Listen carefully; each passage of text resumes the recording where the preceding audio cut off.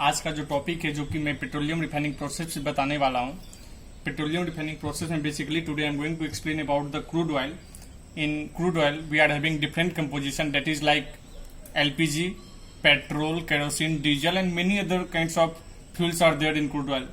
And I am going to discuss about the temperature. What is the temperature at which we are getting the different kinds of oil in atmospheric distillation unit. So, जो कि मैं यहाँ पे यहाँ पे distillation unit दो होते हैं रिफाइनरीज में. So first I am going to deal with atmospheric distillation unit and in next video I am going to deal with vacuum distillation unit, right?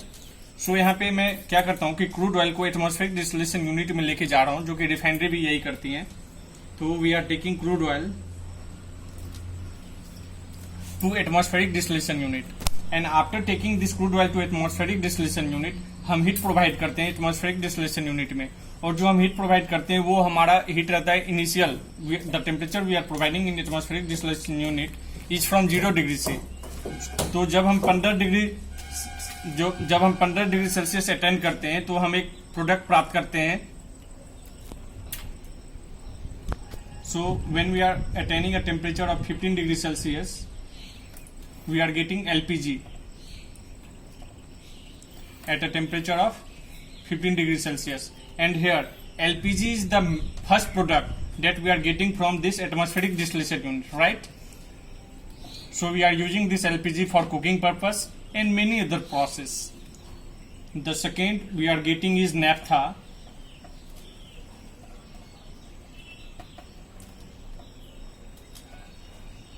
तो क्या होता है नेफ्था के साथ? नेफ्था हमारे यूज में, जो कि डोमेस्टिक यूज के लिए नेफ्था बहुत कम यूज होता है डोमेस्टिक पर्पस के लिए. तो क्या करती है refineries are taking this naphtha into further process. So I am going to show what is that further process. So they are taking naphtha into hydro treating unit that is HDT. अब क्या होता है कि naphtha में हमारा sulphur जो है sulphur present रहता है, जो कि इम्प्योरिटीज के फॉर्म में प्रेजेंट रहता है. तो हमें सल्फर को निकालना बहुत जरूरी रहता है नेफ्था से. Then only we can move further और अच्छा हम प्रोडक्ट प्राप्त कर सकते हैं that is of good quality, right? तो हम क्या करते हैं हाइड्रोट्रीटिंग यूनिट में क्या करता है? Removal of sulphur. This is the hydrotreating unit. And after hydrotreating unit we are going to naphtha splitter.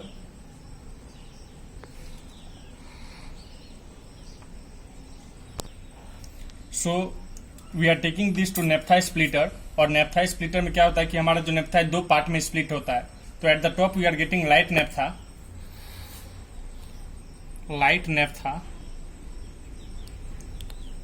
And at the bottom we are getting heavy naphtha.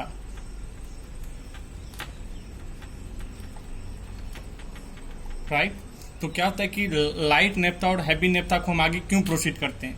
सो यहाँ पे एक रिसर्च ऑक्टेन नंबर आता है जो कि RON होता है. RON that is research octane number. तो हम रिसर्च ऑक्टेन नंबर को इंक्रीज करते हैं अप टू 98.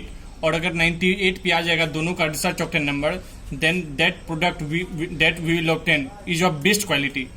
तो इसीलिए हम RON यूज करते हैं. तो अभी मैं नहीं बताने वाला हूँ RON को.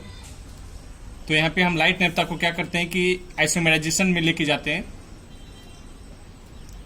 आइसोमेराइजेशन और हैवी नेफ्था को हम रिफॉर्मिंग में लेके जाते हैं. So after taking naphtha, light naphtha into isomerization and heavy naphtha into reforming, we are combining this two process that is of isomerization and reforming. तो हम दोनों को जब कंबाइन करते हैं तो we are getting gasoline.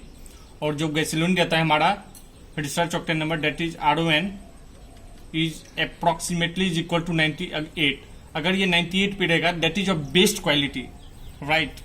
So that was naphtha, how naphtha has been converted into gasoline. और मैं यहाँ पे एक बात भूल गया कि नेफ्था कितने डिग्री को हम जब प्रोवाइड करते हैं तो नेफ्था हमारा ऑब्टेन होता है. तो naphtha we are basically obtaining at a temperature of 100 से 150 टेम्परेचर जब हम प्रोवाइड करते हैं तो हमारा नेफ्था ऑब्टेन होता है. Now will deal with kerosene.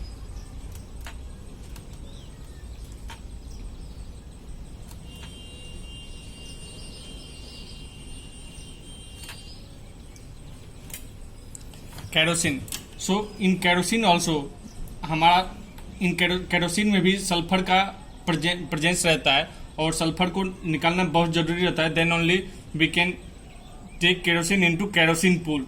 तो सल्फर को निकालने के लिए हम क्या करते हैं कि इस केरोसिन को हाइड्रो डिसल्फराइजेशन करवाते हैं, that is HDS, hydro desulfurization, that is hydro desulfurization is removal of sulfur, right?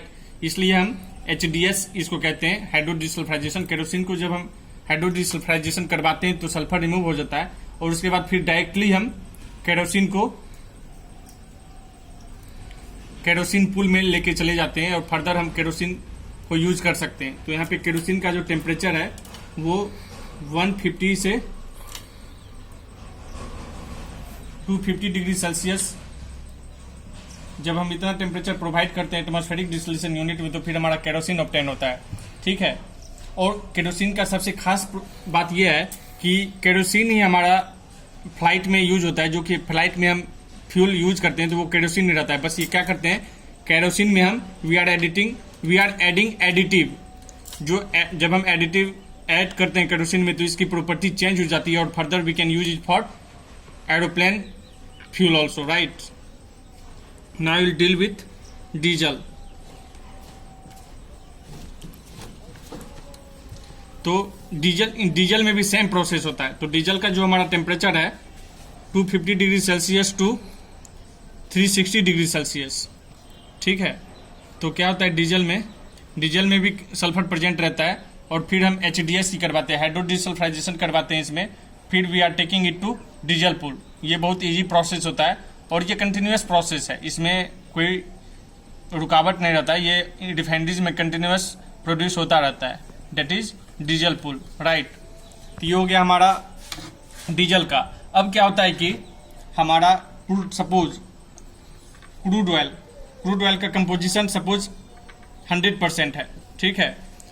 तो जब हम LPG plus gasoline plus kerosene plus diesel, जब हम इन सबको ऐड करते हैं तो 50% ही पूर रहा है। तो रेस्ट 50% किधर जा रहा है, तो मैं बता रहा हूं कि रेस्ट 50% हमारा ATR में आ रहा है, डेट इज एटमॉस्फेरिक रेसिड्यू। जो रेस्ट 50% है वो that is ATR, atmospheric residue. ये ऑलमोस्ट 50% इसमें रहता है, फ्यूल बचा हुआ रहता है। और क्या होता है कि ATR को हम एटमॉस्फेरिक डिस्टिलेशन यूनिट में परफॉर्म नहीं कर सकते हैं। क्यों? क्योंकि ATR के लिए हमें ज़्यादा, अगर एटमॉस्फेरिक डिस्टिलेशन यूनिट में हम ATR को परफॉर्म करेंगे तो ये ऑलमोस्ट 500-600 टेम्परेचर अटेंड करेगा। और अगर 500-600 टेम्परेचर एटमॉस्फेरिक डिस्टिलेशन यूनिट में हम प्रोवाइड करें तो इसका जो मॉलिक्यूल है वो क्रैक होने लगता है और उसके बाद हम फ्यूल को फिर प्राप्त नहीं कर सकते हैं। जो कि फ्यूल हम ऑब्टेन करते हैं वो एटमॉस्फेरिक डिस्टिलेशन यूनिट से we can not obtain those fuel. तो क्या होता है कि फिर we will deal this ATR को हम वैक्यूम डिस्टिलेशन यूनिट में लेके जाते हैं, जो कि मैं नेक्स्ट वीडियो में बताने वाला हूँ अबाउट ATR। सो इस वीडियो अच्छे से समझ लें, जो भी है क्लियर, मैंने सारा क्लियर कर दिया है और मैं इसका नेक्स्ट पार्ट अगले वीडियो में लाने वाला हूँ।